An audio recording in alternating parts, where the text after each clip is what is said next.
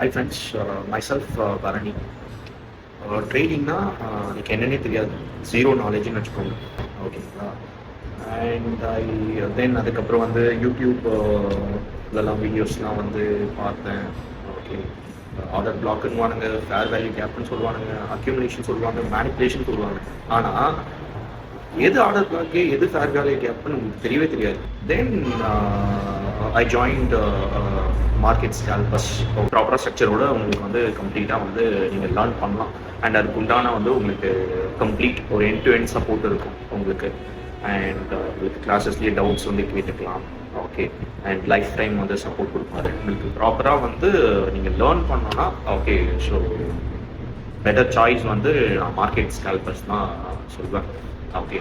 So per day வந்து like நான் ஒரு ப்ராஃபிட் ஜோனில் இருக்கேன்னு வச்சுக்கோங்களேன். ஓகே. ஸோ பேஷன்ஸ், டிசிப்ளின் வந்து எப்படி மெயின்டைன் பண்ணணும். ஓகே.